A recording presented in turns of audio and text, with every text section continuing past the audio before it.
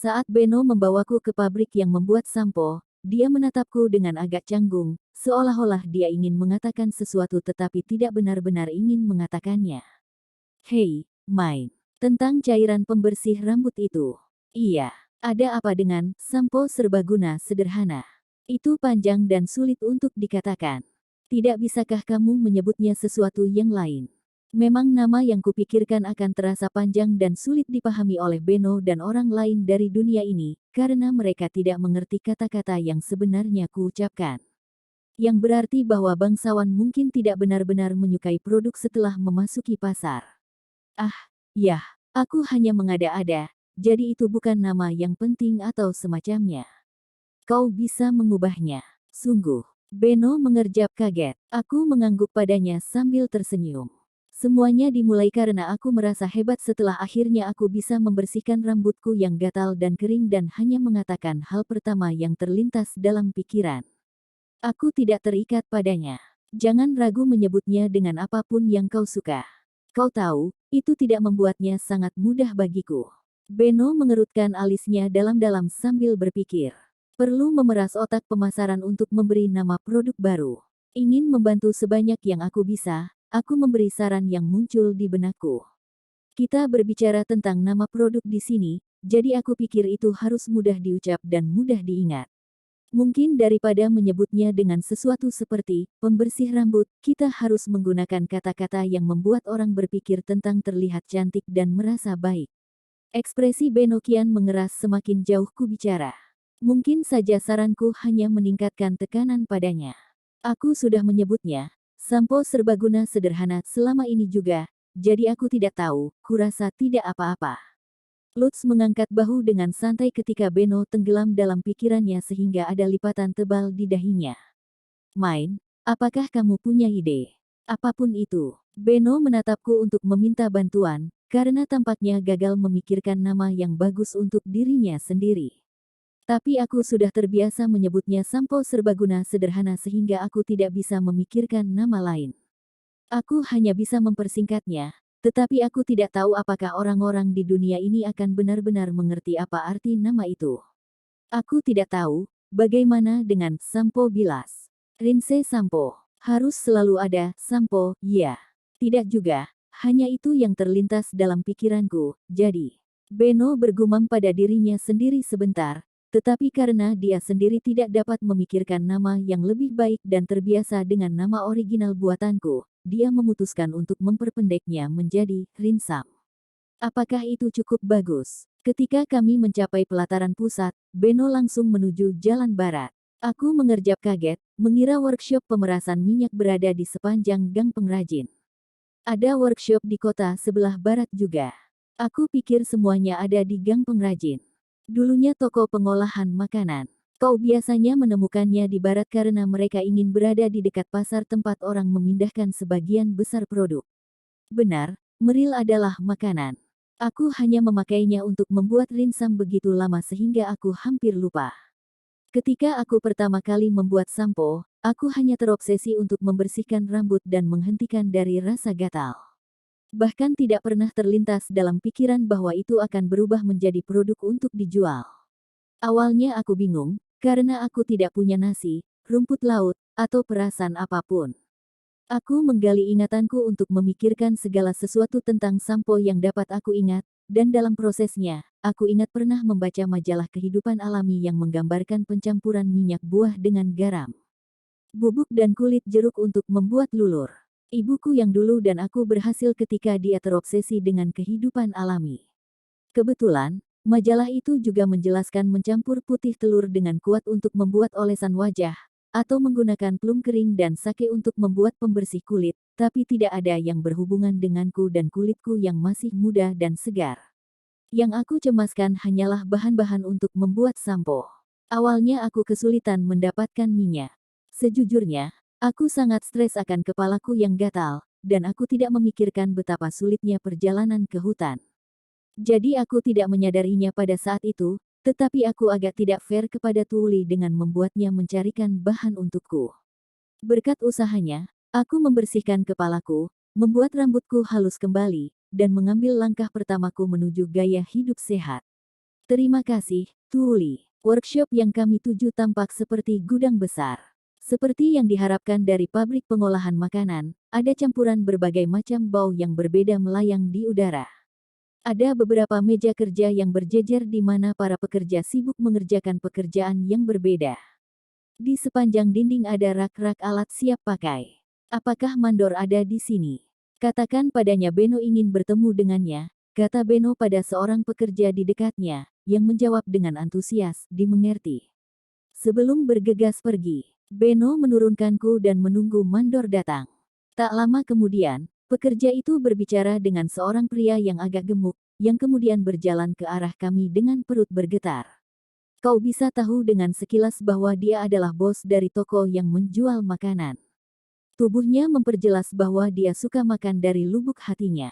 Aku menyebutnya agak kelebihan berat badan, tapi itu dari sudut pandang orang Jepang. Mempertimbangkan betapa langka makanan di kota ini, dia mungkin bisa dianggap cukup gemuk. Halo Beno, terima kasih sudah datang sejauh ini. Aku melihat kau membawa 2 anak ke sini. Mereka berdualah yang pertama kali membuat rinsam. Rahasiakan itu, kata Beno, dengan tatapan yang cukup kuat sehingga Mandor menganggukkan kepalanya setuju. Jadi, apakah kamu sudah menemukan masalahnya? Sayangnya tidak. Kami telah mencoba mengubah alat, pekerja, dan segala macam hal, tetapi rasanya kami semakin jauh dari membuat produk yang tepat. Ekspresi Beno menjadi gelap karena frustrasi pada laporan negatif dan caranya memelototi Mandor yang cemas dengan jujur membuatku merasa seperti merasakan hal yang sama. Aku menarik lengan Mandor dan bicara dengannya, apa bisa perlihatkan padaku bagaimana kau membuatnya? Tentu, aku akan berterima kasih jika kau memberitahu jika kau melihat sesuatu. Aku mendapat laporan bahwa barang-barang yang kami buat di sini tidak membuat rambut lebih bersih. Kami pindah ke sudut ruangan sehingga Mandor bisa melakukan demonstrasi langsung. Ini akan membuang-buang bahan jika dia gagal, jadi dia menghancurkan hanya 1 meril memakai pemberat untuk memeras buah sekaligus. Dia kemudian mengangkat kain dan memerasnya sehingga minyak akan menetes ke dalam mangkuk di bawah. Itu memakan waktu lebih sedikit daripada biasanya, karena Tuli dan Lutz harus memakai palu. Dan begitulah cara kami mendapatkan minyak. Sejauh ini sama, kan? Proses ekstraksi minyak tampak tidak ada masalah bagiku. Aku bisa dengar Lutz bergumam bahwa itu terlihat sama baginya, dan sekilas, aku juga tidak bisa tahu masalahnya. Kami harus memakai palu untuk menghancurkan buah, bukan pemberat. Tapi aku tidak berpikir perbedaan sekecil itu akan berdampak pada sesuatu secara signifikan. Ya, anak kecil harus memakai palu untuk ini. Kurasa aku harus mencobanya selanjutnya, gumam Mandor. Tapi sebelum kami melakukan itu, aku punya permintaan. Apakah kau keberatan jika aku melihat minyak yang baru saja kau peras? Mandor itu mengangguk dan menyerahkan mangkuknya. Di dalam aku melihat minyak hijau yang sangat jernih tanpa kotoran yang mengambang. Itu adalah minyak yang sama sekali berbeda dari minyak putih kental yang kami hasilkan. Oh baiklah, aku mengerti sekarang. Aku menemukan permasalahannya segera setelah aku melihat minyaknya. Itu hal yang baik dan aku senang karena memiliki solusinya, tapi pada saat yang sama, mereka gagal karena alasan yang agak membuatku sedih. Jadi, sangat sedih. Apa yang kami lakukan salah? Mandor praktis meneriakkan jawabannya, dan aku merespon dengan bahu yang agak merosot. Itu karena kain yang kau gunakan untuk memeras minyaknya, kataku. Beno segera memelototi Mandor, yang membuka matanya lebar-lebar dan dengan putus asa menjabat tangannya. Kain. Tapi aku membeli yang cukup bagus, hanya untuk pekerjaan baru ini. Itulah masalahnya. Sekarang, baik Beno dan Mandor menatapku dengan mata terbelalak. Aku mengangkat bahu dan meletakkan mangkuk berisi minyak di atas meja. Potongan-potongan kain milik keluarga kami kasar dan longgar. Usang. Aku pikir kau bisa tahu dari pakaian kami, tapi kami miskin.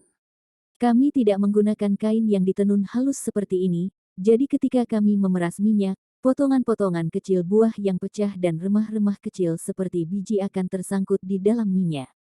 Minyak yang diperas Tuli dan Lutz selalu berwarna putih kental, bukan hijau murni. Alasannya sederhana. Kain yang kami pakai jauh lebih tipis daripada yang ada di workshop ini, dan di atas itu, kami memeras buahnya hingga benar-benar kering karena kami tidak bisa membuang-buang minyaknya, meskipun itu akhirnya mengurangi kemurnian minyaknya. Benda yang membuat minyak menjadi kental disebut lulur. Maksudku, itu penting untuk membersihkan rambut. Minyak murni yang dibuat di workshop seperti ini biasanya mengandung garam bubuk, kulit jeruk kering, dan kacang yang ditambahkan ke dalamnya untuk membuat lulur. Tapi dalam kasus kami, minyak sudah menjadi lulur setelah diperas. Belum lagi kami tidak punya waktu untuk menambahkan apapun ke dalam minyak. Kami mendorongnya hanya dengan menambahkan herbal untuk memberi aroma.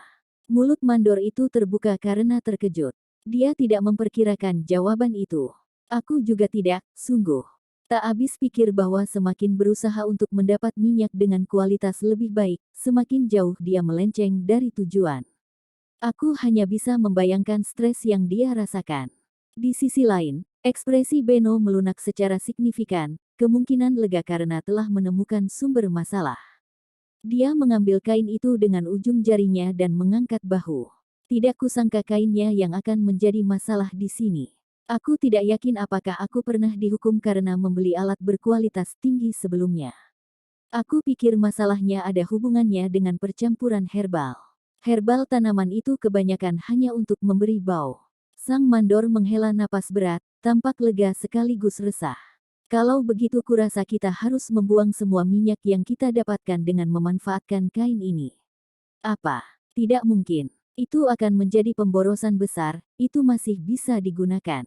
Jika diberi pilihan, aku sendiri ingin menggunakan minyak berkualitas tinggi yang bebas dari kotoran. Memasukkan bahan untuk membuat lulur yang tepat akan menghasilkan rinsam yang jauh lebih baik daripada yang biasa ku buat. Kamu hanya perlu memasukkan bahan buahnya ke dalam minyak murni ini. Dengan pemilihan bahan yang tepat, kau akan mendapatkan rinsam yang jauh lebih baik dari yang aku buat. Kau jelas tahu banyak hal untuk seorang gadis kecil, bukan? Gumam sang mandor, terkesan. Pada saat yang sama, mata Beno berkilau seperti predator yang menemukan mangsa. Oh tidak, aku seharusnya tidak mengatakannya. Aku menatap Lutz, darah mengalir dari wajahku, dan aku melihatnya menggelengkan kepalanya dengan putus asa. Pada tingkat ini Beno akan memergokiku dengan cara yang sama seperti Lutz memergokiku. Aku bodoh sekali. Apa aku tidak pernah belajar? Aku entah bagaimana berhasil menjaga mulutku agar tidak gemetar sambil memaksakan senyum palsu di wajahku. Tenang, tetap tenang. Dia belum memergokiku. Hati-hatilah dalam menggunakan benda-benda dengan butiran kasar, karena itu bisa melukai kulit kepala, kataku sambil tersenyum dan kemudian mencoba meninggalkan workshop, tetapi Beno mencengkeram bahuku dan menahanku di tempat dengan senyum ganas. Main? Sepertinya kamu tahu lebih banyak daripada yang kamu ungkapkan, ya. Memang, tetapi aku tidak akan menggali lubangku lebih dalam. Mustahil bisa menjalani kehidupan yang damai di sini jika aku membuat orang curiga pada diriku sendiri seperti ini. Aku perlu melarikan diri dari interogasi Beno dengan segala cara yang memungkinkan. Tidak seperti Lutz, Beno tidak mengenal main yang dulu dan karenanya tidak memiliki bukti nyata untuk memicu kecurigaannya. Aku bisa melewati ini jika aku berusaha cukup keras. Dan aku akan berusaha keras. Menancapkan tumit ke tanah untuk menentang desakan Beno, aku berusaha untuk tersenyum dan menggertak jalan keluar dari situasi meskipun keringat dingin mengalir di punggungku. Selebihnya akan dikenakan biaya. Aku mematok biaya informasi untuk layananku. Aku tidak berbicara secara gratis. Berapa banyak? Beno mengangkat dagu dengan seringai dan menyuruhku menyebutkan harganya. Tapi tidak peduli berapa banyak dia membayarku, aku tidak berencana memberitahunya apapun. Namun, negosiasi akan berakhir begitu aku mengatakan itu. Membuat Beno memilih untuk mundur dari negosiasi sendiri merupakan hal penting bagiku. Kepalaku berputar saat aku putus asa memikirkan sesuatu untuk dikatakan, jantungku berdebar kencang. Rinsam jelas akan laku di pasaran. Berapa banyak yang akan kau bayarkan hanya untuk mendapatkan sedikit lebih banyak di atas itu, sungguh. Kataku, mempertahankan ketenangan saat kami saling melotot di balik senyum palsu. Mata merah gelap Beno berkilau dengan cahaya buas dan aku ingin menyerah begitu saja karena takut, tapi ini adalah sebuah pertempuran yang tidak bisa aku kalahkan. Apapun yang aku katakan tentang ini jelas-jelas akan dipandang dengan curiga dan menarik perhatian yang tidak diinginkan. Beno bicara pada mandor tanpa mengalihkan pandangan dari mataku. Apa kau keberatan jika kami meminjam ruang pertemuanmu? Tidak sama sekali, silakan. Saat mandor menjawab, Beno mengangkat dan menculikku ke ruang pertemuan. Lutz, main, teriak Lutz. Kami hanya mengobrol sebentar. Tidak ada yang boleh mengikuti kami. Teriak Beno, membuat Lutz berhenti sesaat dengan sentakan. Mandor itu mengangguk, pucat. Setelah menguasai ruang pertemuan orang lain, Beno mendudukkanku di kursi dan kemudian duduk di kursi di seberang. Dia memelototiku dalam diam untuk sesaat, lalu angkat bicara. 2 emas kecil. Apa? Aku baru saja salah dengar.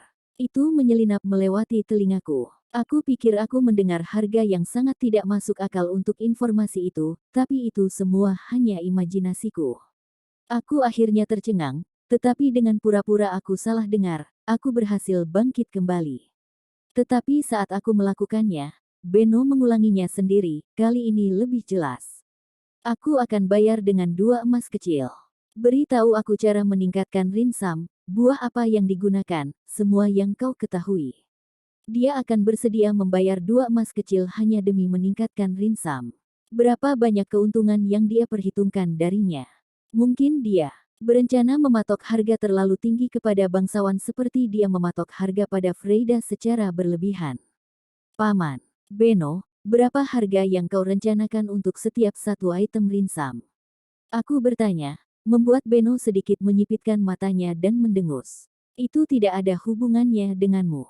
Kalau begitu, aku sudah memberitahumu cara membuat rinsam, jadi meningkatkannya juga tidak ada hubungannya denganku. Aku menghela napas lega di dalam hati dan berpikir itu akan menjadi akhir dari percakapan, meletakkan tanganku di atas meja untuk turun dari kursi. 3 emas kecil. Jangan harap aku naikkan lebih tinggi. Beno meraih tanganku dan terlihat sedikit frustrasi, menaikkan harganya. Hatiku goyah dengan jumlah yang sangat besar itu, tetapi jika itu adalah harga maksimumnya, maka negosiasi sudah selesai. Demi kehidupan yang damai, aku harus mengeluarkan Beno dari jejakku.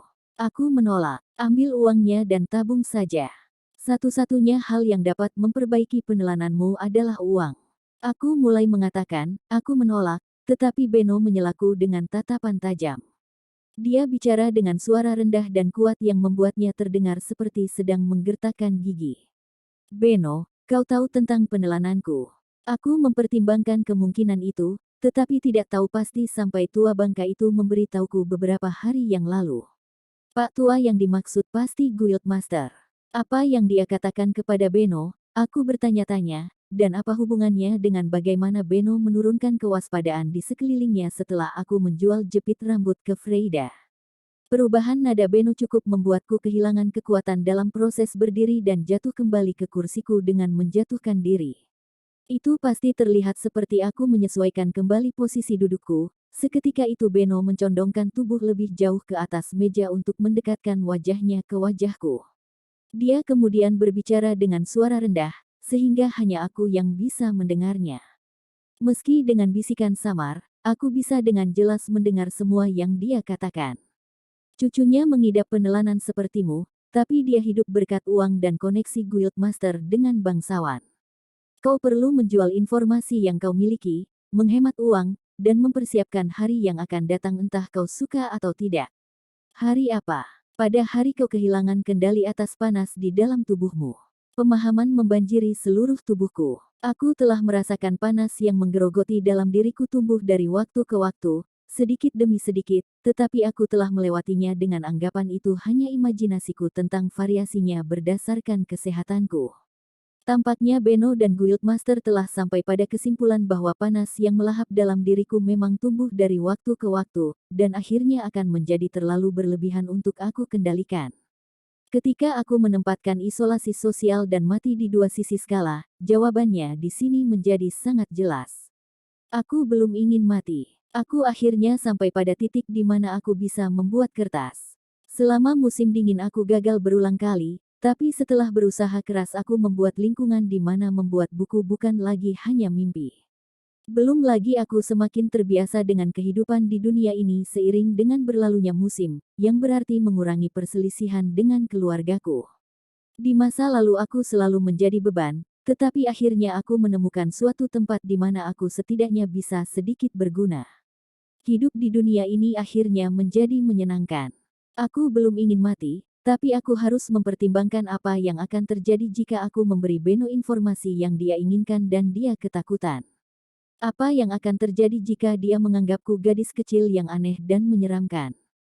Tidak seperti Lutz, yang mengenal main yang dulu, Beno tidak. Dia hanya akan menganggapku sebagai anak menyeramkan yang tahu terlalu banyak tentang hal-hal yang tidak seharusnya dia tahu. Dia mungkin tidak akan mencoba membunuhku hanya karena menyeramkan, dan karena dia tidak memiliki riwayat dengan keluargaku seperti Lutz, tidak ada hal buruk yang akan terjadi jika dia memberitahu mereka bahwa aku menyeramkan. Skenario terburuknya adalah Beno menjauhkan diri dari kami dan membatalkan rencana merekrut kami sebagai murid. Namun, jika itu terjadi, aku hanya bisa menerima tawaran Freida dan Guildmaster. Aku tidak akan kehabisan pilihan jika Beno menarik dukungannya. Jika uang diperlukan untuk bertahan hidup, yah, aku ingin tetap hidup. Oke, aku akan menjualnya dengan harga 3 emas kecil, kata aku sambil menatap mata Beno. Dia mengangguk lemah dan melepaskan tanganku. Kemudian, setelah kami menyentuhkan kartu, dia mengambil tasku dan mengeluarkan set pesanan suplai tanpa bertanya terlebih dahulu padaku. Hei, itu barangku. Barang-barang yang disediakan tokoku untukmu. Itu benar, tapi setidaknya tanya aku dulu. Ya, maaf, kata Beno tanpa terdengar menyesal sama sekali. Dia mengambil pena dan tinta dan menyiapkannya, memperlakukan papan pesanan suplai seperti buku catatan. Baiklah, mari kita dengarkan. Mulailah dengan bagaimana kami bisa menjual minyak yang kami pikir tidak berhasil. Kau hanya perlu memasukkan bahan-bahan ke dalamnya untuk membuatnya menjadi lulur. Ada banyak hal berbeda yang akan berhasil di sini, tetapi kemungkinan yang paling mudah adalah garam. Hancurkan garam sampai menjadi bubuk, tambahkan ke minyak, dan garam itu akan berfungsi untuk membersihkan dan menghilangkan bau. Garam, betulkah? Dari segala hal yang aku baca di majalah, mencampur minyak buah dengan garam bubuk adalah hal yang paling mudah untuk dibuat. Mata Beno terbelalak kaget, mungkin tidak menyangka sesuatu yang begitu familiar baginya bisa efektif di sini. Kamu juga bisa mengeringkan kulit buah jeruk, yang aku maksud, mengeringkan kulit sesuatu seperti Velsigé dan menghancurkannya menjadi bubuk juga. Seharusnya baunya lebih harum dan lebih bersih daripada minyak itu sendiri. Kulit Velsigé, ya, dimengerti. Ada yang lain. Beno menatapku sambil menggaruk. Mungkin kacang maksudku, mencampurkan bubuk nusfrut juga bisa. Aku tidak pernah memiliki kesempatan untuk mencoba semua ini sendiri karena keluargaku terlalu miskin. Mata merah gelap Beno terkunci padaku, ekspresinya memperjelas bahwa dia berniat memeras sebanyak mungkin informasi dariku. Kamu tahu tentang hal-hal yang tidak bisa kamu coba sendiri. Main, siapa kamu? Itu rahasia, dan bukan rahasia yang bisa kamu beli dengan emas kecil. Mulut Beno melengkung menjadi kerutan pahit. Jantungku berdebar kencang saat dia menatapku dengan mata curiga seseorang yang melihat orang lain yang tak bisa mereka mengerti. Aku tidak cukup kuat untuk menerima tatapan seperti itu tanpa kehilangan ketenanganku.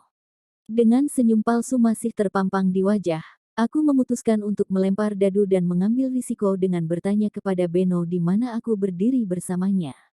Apa kau akan memutuskan hubungan denganku karena aku gadis kecil yang menyeramkan? Aku menjual informasi ini padamu untuk jaga-jaga jika itu terjadi. Mata Beno untuk sesaat melebar karena terkejut, lalu dia menurunkan matanya dan menggaruk kepalanya sebelum menghela nafas berat. Dia kemudian perlahan menggelengkan kepala beberapa kali dan mendongak.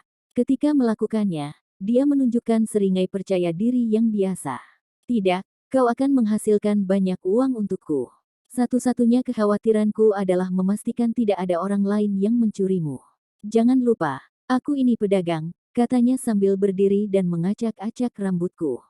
Dengan memperlakukanku secara normal, dia mengisyaratkan bahwa dia telah memutuskan untuk mempertahankan status quo dan tidak menggali lebih jauh. Aku menghela napas lega, menunduk untuk menghindari tangan Beno karena dia tidak berhenti mengacak-acak rambutku, dan aku mengejeknya dengan menjulurkan lidah ke arahnya.